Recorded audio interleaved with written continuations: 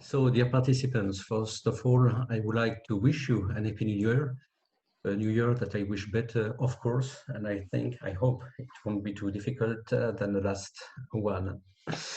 Before giving the floor to our guest speaker, Father Denis Holtschneider, who I warmly thank for being with us, let me tell you a few words about IFCU and our webinar program, Academic Catholic Identities.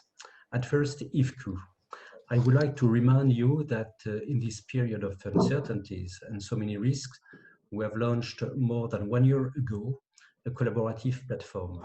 This platform allows you to cooperate directly, to share your experiences, to respond more easily to call for projects, and so on. I think definitively that it's a real tool that our universities need for going on their internationalization process despite the present crisis. I would like also to remind you that we have launched our framework Laudato Si about the social responsibility of universities, of Catholic universities.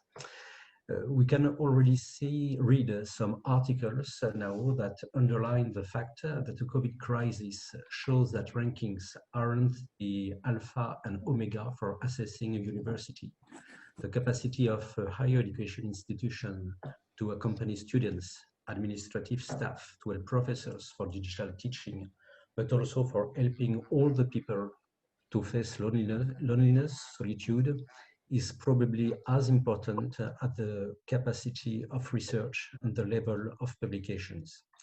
So the framework can help you to measure your resilience, crisis management ability, and is probably also, if you do this process of self-assessment, a good tool for communication. Just a word about our webinar on Catholic identities. As you know, IFCU has several missions. One of them, of course, is to think and to promote our Catholic identity, our Catholic identities. In a few years, we will celebrate our first centenary, and no doubt that it will be the opportunity to focus our attention on this topic.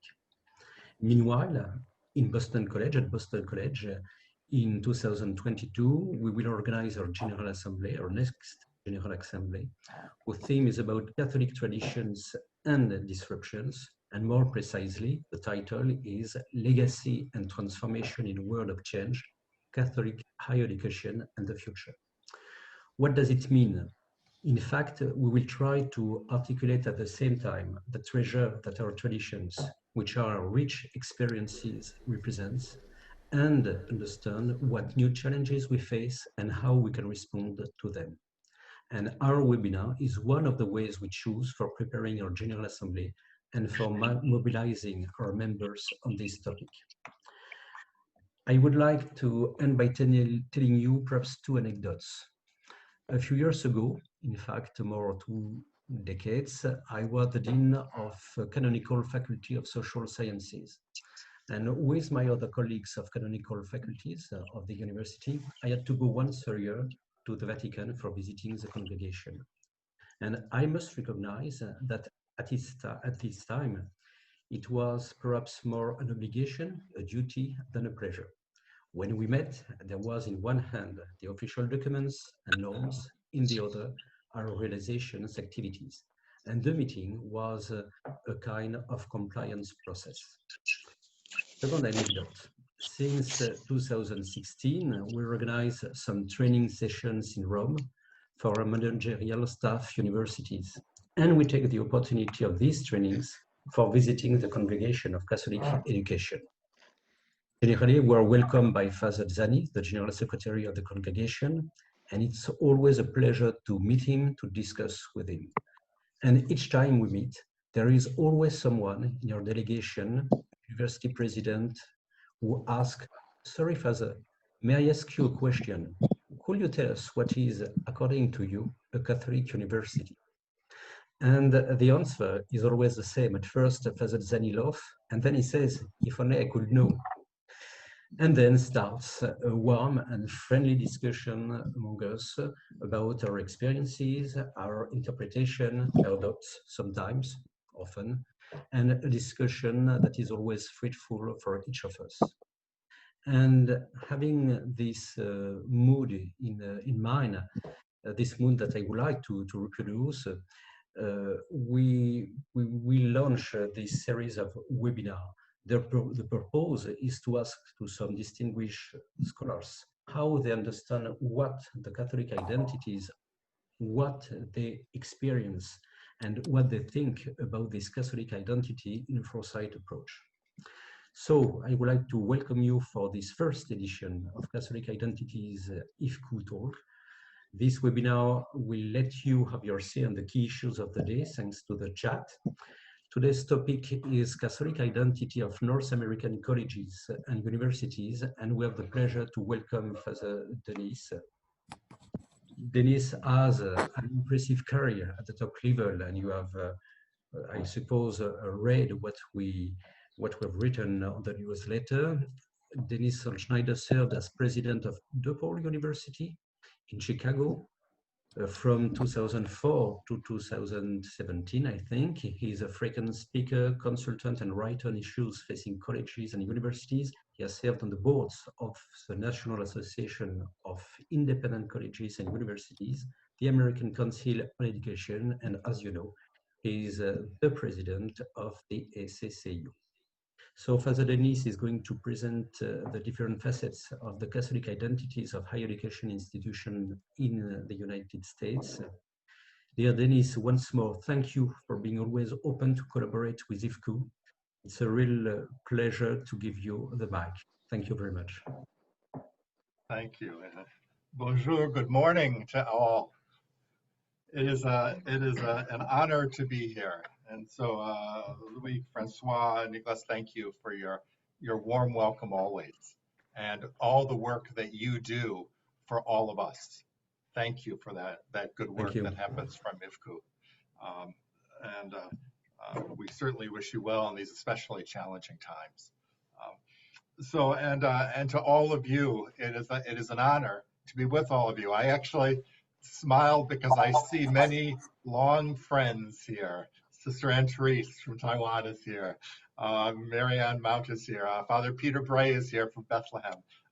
So many of you I've met at IFCU meetings, or you've come to the United States to our meetings with ACCU, or I've had the pleasure of visiting your campuses. And so thank you for taking the time in your very busy lives to come together today.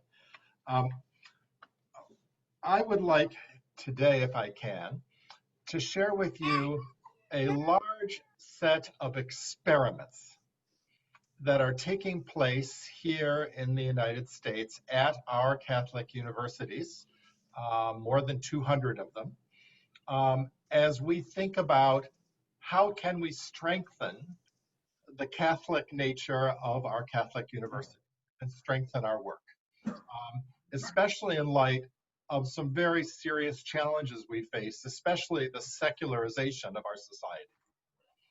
And so what I want to make very clear from the outset is these many experiments are not present on every campus, and no campus could do them all. They exist in various places at various universities around the country, and we are watching them all, and we are trying to learn what works, what does not work, and see if we can learn and try to do better for the future. And so today I am not here to describe my work. I am here to describe the work of my colleagues, the many presidents and many other senior leaders of these Catholic universities across the country. And so it's my honor to tell of their work today. What I would like to do is give you a very short history context so you understand the US context for why this is happening. And then I'm going to give you 16 experiments, and I'm going to go through them rather quickly. And then I'm going to tell you of 4 more that are coming soon. And then I will tell you some of the weaknesses we've already observed in some of these, but also of some of the early success we're seeing. And then I'm going to stop talking and we can do questions and we can talk among ourselves. So I don't come today to tell you that we have the answers. I come to you today to say that we know the challenges and we are trying to find answers to some of those challenges. And today, this is what we are trying. If I gave this talk next year, maybe my list would be different. But at least this is the work that people are trying this year. So if I may, I am going to switch our screen to a PowerPoint because I think it'll be much more interesting for you to look at a PowerPoint than look at me while I speak. And then at the end, at the questions, I will come back and we can talk, and I will remove the PowerPoint at that time. So let's try this. It's okay. Okay, very good. Thank you. So to explain our situation so you understand the experiments, I'm going to tell you two stories. And those two stories tell the history of why the United States has these challenges now. I think you may experience some of the same, but we are happy to, I'm not happy, I think you need to know some of this challenge. You know the United States is a country of immigration. And while our current president, who only has another week or so, has slowed down some of the immigration, it remains true that the United States became a country because of so many waves of immigration from all over the world, and three very large waves, of which many of the new people who came to our country were Catholics, especially in the 1800s and early 1900s. These were large waves of Catholic populations from many, many countries. And when they came to the country, they found an anti-immigrant sentiment. And so these were, Catholics were told they could not get jobs and they were not welcome. And so these are old signs from when the Irish came. The Irish were not welcome to our country, and the Italians were not welcome to our country, and the Polish were not welcome to our country. And even you can see the sign, Catholics need not apply. When the immigrants first came, this was a very Protestant country, and they did not want the Catholics to come in and upset things. And so the Catholics had to find a solution to that challenge. And so one of the things we did as a country was we established schools everywhere across the country. We created grade schools and then secondary level high schools for the students who are approximately age 14 to 18. But we also created universities. And mostly because bishops in their locations wrote letters to religious congregations in Europe and said, would you send religious who could be faculty at colleges so we can start colleges to serve all of our immigrants, because they are not welcome or they are not treated well at the schools in the United States. The Catholics just were not. And so they started, the Catholics across the entire country started their own schools from very young all the way through university. And today we have well over 200 across the country, Catholic universities that were begun because of those early visions of the bishops and the religious congregations. So you can see in this early pictures of Notre Dame when it first began, or St. John's in New York City, or I believe that's Dayton, University of Dayton on the far right. And then the large picture is St. Mary's, the college for women in Indiana. But all of these were early starts. And then those colleges grew. They started with Georgetown, which was our first in 1789.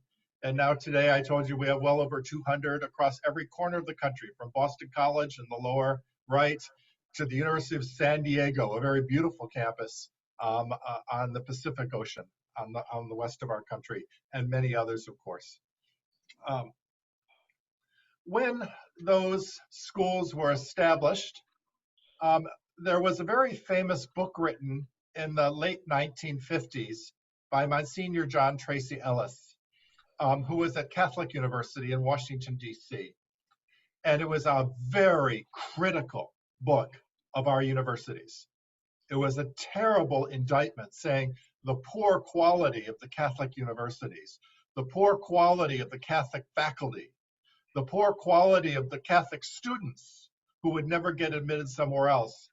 And he wrote a book that the whole Catholic community in the United States took very seriously and with great concern, because he said, we may have our own schools and our own universities, but they are second rate. They are not nearly as good as the other universities in the country, Harvard and Yale and Brown and Columbia and so many others. And this became a challenge for our schools. And so our universities in the 1960s took this to heart, and they began to try to improve the quality of our universities. And until then, it had always been Catholic students being taught by Catholic faculty, mostly Catholic religious, nuns and priests and brothers, and with Catholic administrators, and few of them with proper degrees to do it. And so those universities through the 1960s and 1970s welcomed many, many non-Catholics into our students, into our faculty, into our administrators and trustees. They hired excellent faculty administrators away from other universities. They recruited excellent students and made them competitive. Catholic students were still welcome, of course, and still were the majority. But increasingly over time, our universities began to accept everybody in the country freely. And it very quickly raised the quality of the universities. The universities were seen as the equals of the non-Catholic universities in the United States. And that happened only over 20 years, and in a very short time period when history is concerned. But that set up great concerns and a period of tension, because the bishops and the Vatican were concerned that as the United States brought many, many non-Catholics into our schools, we were beginning to lose what was Catholic about our universities. And that was not well received in our universities at first. Our universities did not accept that criticism from the bishops or from the Vatican, and they pushed back and fought back all through the 80s into the 90s until 1995. In 1995, there was a famous meeting in the United States of all of the presidents of the more than 200 Catholic universities. And they met because a new book had been written. It was called The Soul of the American University. It was written by an history professor at University of Notre Dame, George Marsden, a very famous professor. And it told the story of the United States Protestant universities and how they slowly and steadily became non-religious. They lost all aspects of their faith. And that was true. Harvard was founded by religious Protestants, and that's no longer a religious university. Columbia, the same. Yale, the same. All of these famous American Protestant schools were founded for religious purposes by religious people, and all of them lost the religious nature. And he told the story of how that happened in this book. And that book became a great concern to the presidents of the Catholic universities. He did not talk about them in his book, but they realized that in the process of making our universities stronger, the criticism they were getting from the bishops and from some in the Vatican was a fair criticism. We could lose the Catholic nature of our universities. And so that meeting, which I was honored to attend, became a change moment in our country. And for the past 25 years now, our country has been working on how do we keep our universities faith-filled and Catholic, and still invite people of all faiths to be our students, and faculty of all faiths to be our faculty. How do we do both? And so if the early part of our history was on focusing on higher education in the United States, the second part of our history in the past 20 years has been focusing on the Catholic part of our higher education. And you can see it at our annual meeting when the universities gather in the United States. They spend a great deal of time talking about that second question now. And those two stories have now led us to a series of 16 experiments that I will share with you. But something else led us to this moment as well. In the United States, the sisters, the priests, and the brothers of the religious communities that founded these universities, most of them, are aging, and there are not young vocations. And so they are stepping aside from these universities, and the universities are being led by lay professionals now, some of whom are very, very well trained in the Catholic intellectual life, others of whom have not been trained in the Catholic intellectual life, but they are committed to Catholic education, but this is not their background.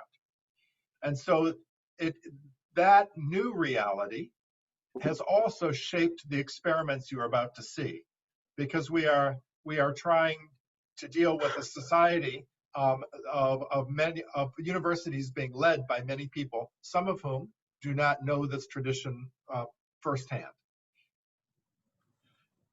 In the past, the way that we kept our universities, particularly Catholic, was in the curriculum. And so in the United States, you will still find almost universally that any student that goes to a Catholic university in the United States, and that's nearly 800,000 students this year, will be taking some course in theology as part of their curriculum. And they will be taking some courses in philosophy as part of their curriculum, no matter what they study. If they study business, they will still take some courses in theology and philosophy. And that is still true in the United States. That has not changed. Also, traditionally, we have had generally priests, but sisters, other lay campus ministers to help students form their own faith personally, to create prayer experiences, to create retreats, to help people have spiritual direction. It's like creating almost a Catholic parish inside the university, which we refer to as campus ministry. That also continues. It continues differently now. It's more lay-led than it is religious, but it continues. And then lastly, a very traditional way that we've kept our schools very Catholic and very faith-filled is that you can't be a follower of Jesus Christ and not care about the poor. And so we've always had our students helping the poor, serving in their communities in some way, and making that an important value for their life by doing that work while they are students at our universities. So we ask our students, and we provide opportunities for them to serve while they are also students. Those three traditional sets of activities, which have been true for a long time, all continue. But what I will share with you now is a whole series of experiments of new ways that we are trying to keep the faith aspect of these universities strong as the country and the society changes among us.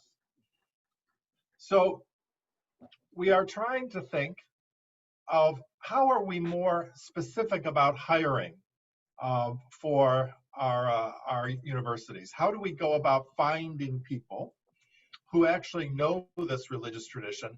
And we're being specific now. Instead of just hiring the best economist, now we may look for an economist who also knows Catholic thought. So the most famous in this regard is the University of Notre Dame, which famously keeps a list of Catholic scholars across the country to recruit as they have openings. But a number of our universities are trying to become more specific about hiring people who actually bring a background to it. The challenge is that there are not enough individuals to be hired for all of our universities.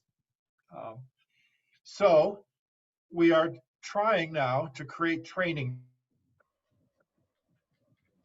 programs, many training programs for our employees to teach them the Catholic intellectual life, to teach them the Catholic social tradition, to introduce them to the writings of popes and spiritual writers over the years, to talk to them about the purposes of Catholic education itself. So when people come to us, they may not have all the background, but they begin to learn it once they are employees. And so many of our universities have training programs, often that begin the very first week an employee is hired. To teach them, perhaps is a Franciscan university, then they learn the history of St. Francis, or the history of St. Vincent de Paul, if it's a Vincentian university, or for the Sisters of Mercy or the Jesuits, the history of their congregations as well. There's training in many different ways throughout the arc of a person's time.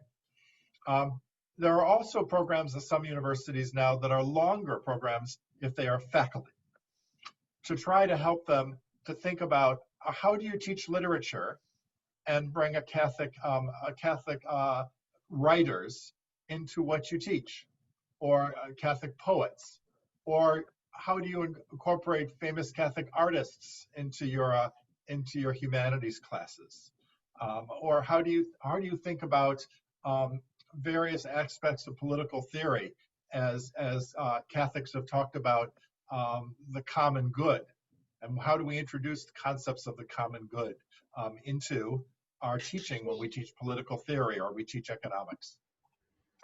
I will say more about trustee training in a moment, but our universities generally are not in many parts of the world, of course, Catholic universities are part of the larger university run by the government. That is not the case in the United States. In the United States, our universities are standalone institutions, and they are run by a group of lay trustees generally, and they too have to be trained for their work. And then we provide just many day retreats and trips for people to learn the history of the Benedictine tradition or the history of the Jesuit tradition, and people might over time actually fly to those places and have advanced study in those things. So that's a whole body of work that actually is fairly common across the United States now. Many of our universities do some version of this presently, and they're all trying to figure out how to do it best, what works and what doesn't, as they bring new people into their organizations. Many of our universities have created institutes for all different topics. I put Notre Dame's here because it was closest at hand, but I could have picked many different universities for this. But they've actually said, let's actually focus on issues that are important to the world, that come from our Catholic heart, whether it's world peace or civil and human rights, or ethical business, care of health care and medicine, or looking at the church itself. And let's create bodies of work where we actually put our faculty to work on important questions that the church can accomplish at its universities. And we are watching right now the growth of new institutes across the United States. And lots of universities are thinking about how they can use their faculty and put the expertise of their faculty to the good of the world and the good of the church through organized institutes. And that's been a kind of a new growth area in many areas. We've also created a new administrator at nearly 80% of our universities now in the United States. Over 80% of our universities have a president, they have a provost, they have deans, but now they also generally have a vice president of mission. And the title changes somewhat, but it comes from the idea that presidents and other administrators are very busy people. They can't give their full attention to the Catholic mission of the university or the Jesuit mission of the university. And so, but if it's everybody's job, it's nobody's job because everybody's busy. So somebody should have their full-time job focused on how do we keep this school strongly faith-based. And so we have created a new kind of administrator in the United States. At nearly 80% of our universities now have somebody who is paid full-time to help the whole university increase its faith life in all different ways. And so we call them mission officers because they have many different titles, but they tend to sit right at the same table as the president and the president's cabinet, and they are becoming, this is becoming common practice now in the United States. It's almost, I hesitate to use the word experiment for this. I think this has gone beyond experiment. I think this is a new permanent method that we're employing. At a number of our universities, we are watching a new department be created called Catholic Studies. Now, many of our universities have theology departments and philosophy departments, but this is different. This is a department of faculty, every one of whom knows the Catholic intellectual tradition, but generally interdisciplinary ways. So from many, many, many different fields. So you might have an artist, you might have a writer, you might have a musician, you might have a philosopher, an economist, a theologian, certainly a philosopher, but many different fields, all working using their fields so that students can come and study Catholicism from the benefit of the breadth of human endeavor over time. So Catholic historians, Catholic sociologists, etc. University, this is not broad, but there's certainly at least, I think, 12 or so schools that have done this, and there are more in preparation. The universities like this because sometimes the faculty who have this specialization, if they're an economist, feel very alone in their department because the other economists don't have the specialization. So by coming together with other people from other disciplines, all who share a love for the church and a love for this intellectual tradition, they can find company with each other and work together. And so this has been a new development in the United States. It's an experiment, but it's you can see a number of examples of them at quite a number of our universities. The first to do this in the United States was St. Thomas University in Minnesota. They led the way, and we've all learned from them. Another experiment for us is it's one thing to say that you want your university to have a strong faith component to it, but it's another thing to actually hold the school accountable, the way that you're held accountable for finances. Are your finances strong or not? Are your academics strong or not? Well, the only way you know is if you set goals and then you assess them. Have we met our goals or not? And you only know if you assign people responsibility to achieve those goals. You put it in their job descriptions and you make it part of their evaluation. So we are watching the rise in the United States of universities creating goals, not just around finances or not just around academic quality, but creating goals around the Catholic mission of the university. And we are watching the rise of assessment, where universities measure how they are doing on how many students are affected by this work. Let me just ask anybody to please mute their microphone, please. So we're watching universities set very specific goals, and we're watching them create ways to assess those goals so they can be honest with themselves. Because it's very easy to use fancy words when you say we're going to be a strong faith community. But what does that mean? And how do you know if you are a strong faith community? And you certainly shouldn't ask the administrators. You should ask the students. Is that their experience? Well, now we are creating those tools so we can ask the students. And we can ask others in the community if we are succeeding. So we are watching the rise of goals, but also assessment across the country. We are also watching, I told you our universities are generally led by trustees. So here's the trustees of St. Mary's College of California. These are their trustees. And the president of the university reports to them. They hire the president and they fire the president. They are the president's boss.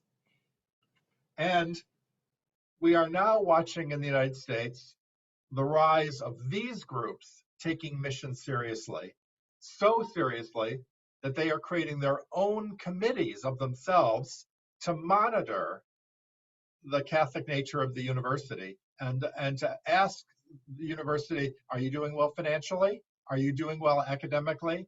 But are you doing well with your Catholic mission? And we are watching the slow rise of trustees across the United States creating committees so that they can watch the university and make sure that it succeeds in this manner. And also they can help the university. Many times these are the individuals who donate money to the university so that it can do good work. And so that becomes a helpful way of educating them. In the United States, philanthropy is a very important component. I know more so than many of your schools. We are also watching across the country the rise of what we call charism training. So all the Franciscan universities in the United States will get together and they will train people on the history of St. Francis and the great writers in the Franciscan tradition. And the Benedictine universities, all of them, get together and they create training programs for the folks that work at Benedictine universities. The Jesuits do this, the Vincentians do this, the Sisters of Mercy do this. Many of these religious orders have multiple universities across the country, and instead of creating separate programs for each university, they create national programs and they invite people to those meetings and they do the training together. And so this is the Lasallian brothers here. And this is some of the employees from their universities gathered for a summer institute to learn the history of John de La Salle and, of course, the history of their universities and thought and spirituality. So we've watched the rise of this charism training across the country. We also have watched the rise of what I'm calling accreditation type instruments. So this is where the religious order itself, so the Jesuits, the Jesuit leadership in Rome, or the Jesuit leadership in the United States, every 5 years has a visiting team to come and visit the university and say, are you truly a Jesuit school? And but before they could do that, they had to create clear standards of what makes a school a Jesuit school. And so you can see the instrument here on the left. They have an instrument saying these are the standards for Jesuit schools. This is what we expect of every one of them. And when we come to inspect every 5 years, this is what we will look for. And so every university writes a report before they come to study how well they're doing. They submit the report, and then the visiting team comes, and the Jesuit leadership reviews the report of the visiting team as well as the report of the university. You should know that no one expects any university to meet all the standards. That's not the point. What they mean for these instruments to do is create every 5 years a new push for a university to make progress. So they expect that the universities will meet some standards and they will not meet other standards. But just like with all accreditations, they hope that there will be constant improvement. And these instruments are meant to support constant improvement in what makes the school faithfully a school in their tradition. And so the Sisters of Mercy, I put theirs on the right, they have their own instrument and their own process. And we're beginning to watch the rise of this. But make no mistake, this process is owned by the religious congregation that sponsors and founded the university. And the university has to respond to it. In the United States, we recently reestablished a standing committee of the bishops and the university presidents. And so the bishops picked 4 bishops from the United States of their members, and the presidents picked 4 of our members. I attend as staff, and the head of the higher education office for the bishops attends, Barbara McCrabb, she attends as staff. And the 10 of us meet throughout the year on issues of concerns to the bishops or of concerns to the presidents of the Catholic universities. We do this as a way of helping these schools to stay close to the church and stay close to the needs of the local church with their bishops, and also to address concerns that the church may have, so we don't go back to the 1970s when there was great animus between the presidents and the bishops here in the United States. We don't want to return to those days.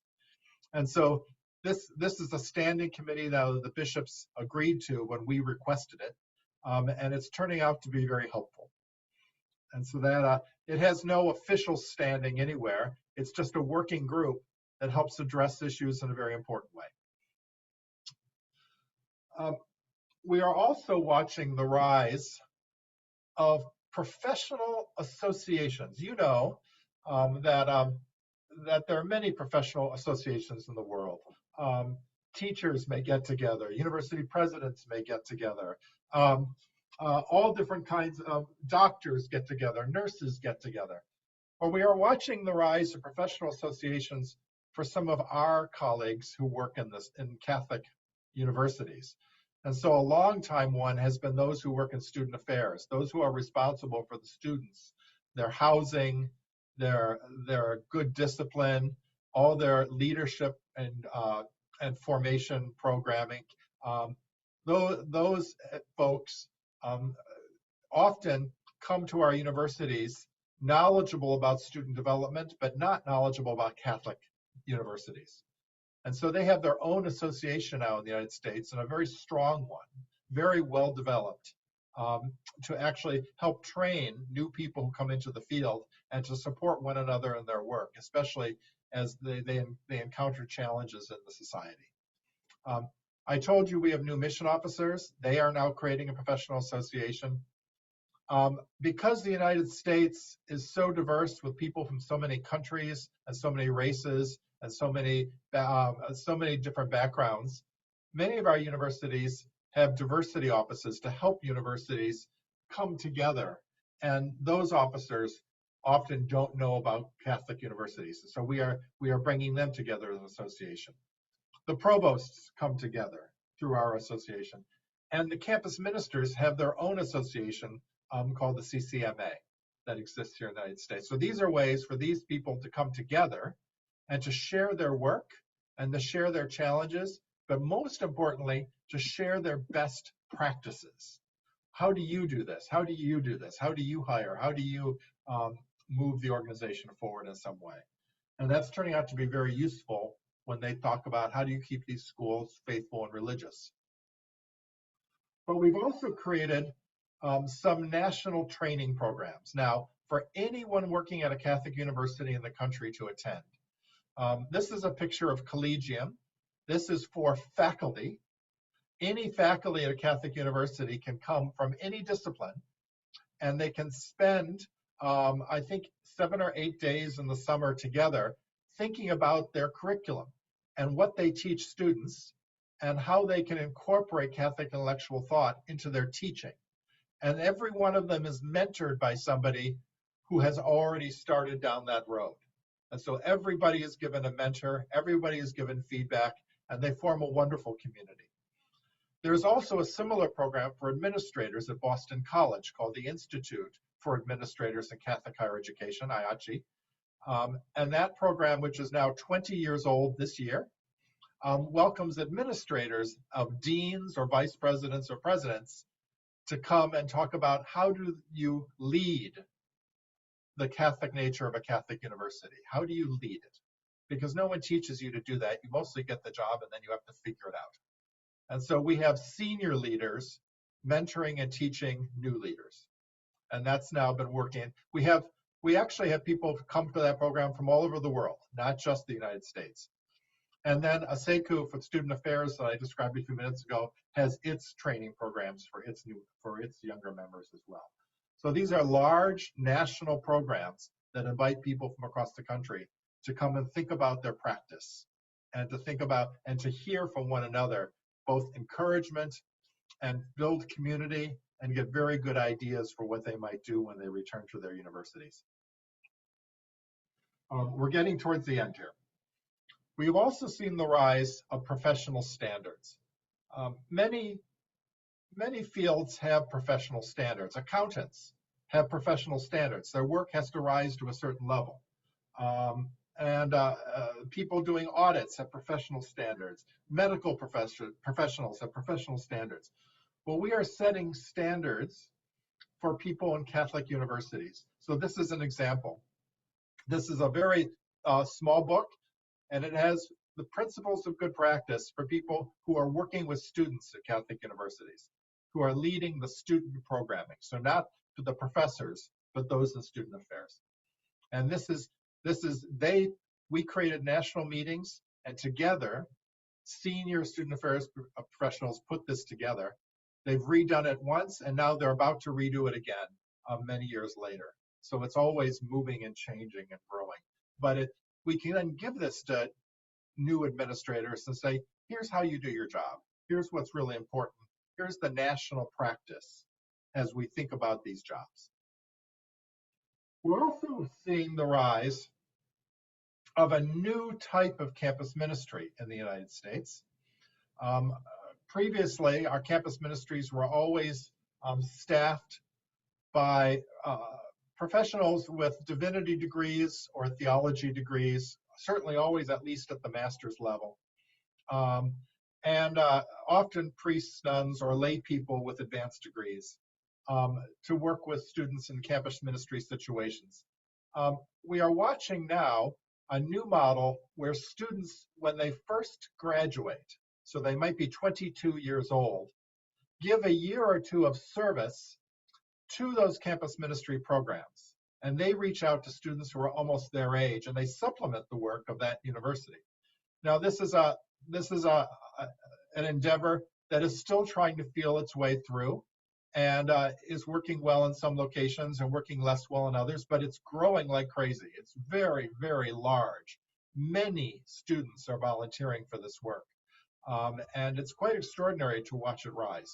So I would, it's the very early days, and I think it will continue to develop over time. But this is a very interesting addition to what we've always done within campus ministry. We are also doing a great deal of sponsored research now about our practice, about what works, what doesn't. We have a journal, of course, that my office publishes, but many books are being published, many articles about the Catholic nature of these schools and how we keep them strong over time and what's working and what's not. And we invite scholars to turn their attention in this way so that they can help inform all of us and help us think at a deeper level. So we're doing a great deal of sponsored research and publication these days as we think through these experiments. We're hosting many conferences so that people can learn from each other. And we're taking non-Catholic conferences in the United States, but we're finding the Catholics at those meetings, and we're creating wraparound meetings at them. So my colleagues in the United States will know the Association of Governing Boards. They'll know the Council of Independent Colleges. They'll know the American Council on Education. And we gather those working at Catholic universities who are there for the larger national conferences to come and have private meetings just among the Catholic universities. So we take advantage anytime we can of when our Catholic universities are in the same city to try to create programming for them, learning opportunities. We're also globalizing our work. The United States, as you well know, has a very inward look. It thinks of itself as the total of all knowledge sometimes, and it doesn't always aware of what's happening in the rest of the world. And happily, I can tell you that there is some movement at our universities to globalize the Catholicism that we're actually bringing our students into. And so we're working with an organization that's more than just the Catholic universities, but their primary partner is the Catholic universities, called the Interfaith Youth Corps, to help students learn many faiths, because we've come to believe that if a student only learns one faith tradition, and they think that's the only faith tradition with any truth, they don't become particularly good citizens. They need to understand the grace that flies through the world in many different directions, and they need to appreciate other faiths as well as theirs, so they can become able to be in conversation with those other faiths, and they can appreciate their own faith. And so many of our schools are now partnering with the Interfaith Youth Corps to broaden the education that our students are receiving in religion in their curriculum. But we're also creating programming for faculty, especially theologians.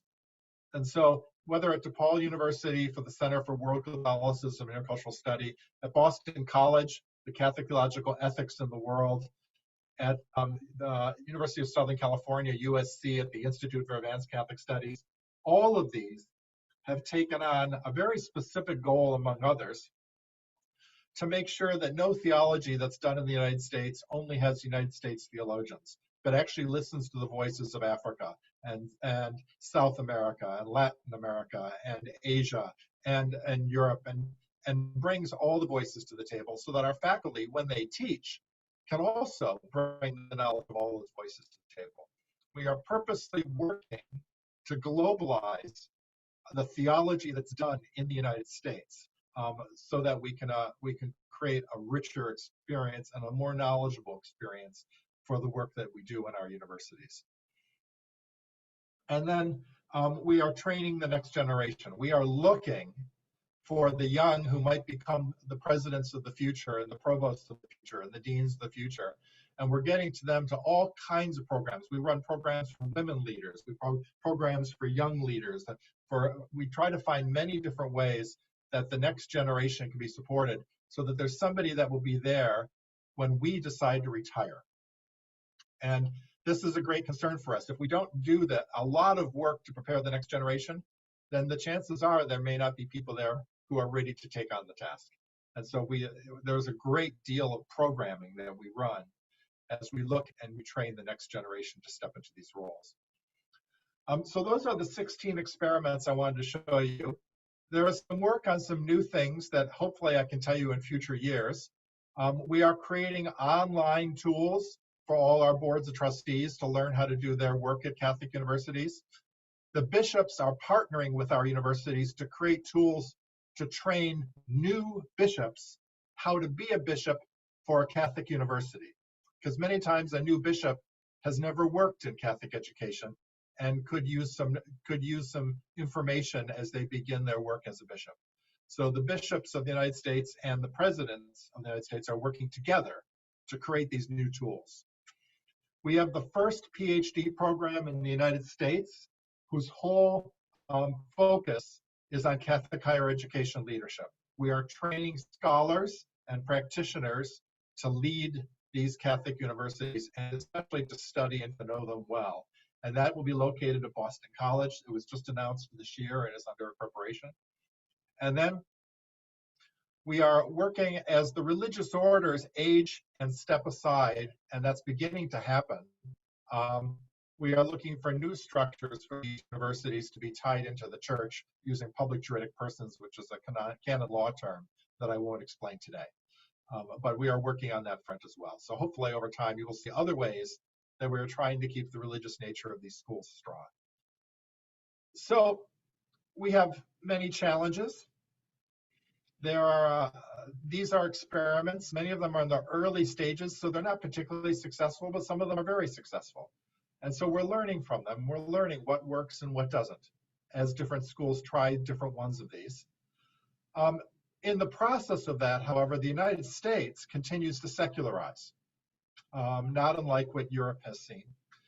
And that makes it increasingly harder for us to hire faculty, to hire administrators, and even campus ministers who have an intellectual knowledge of Catholicism.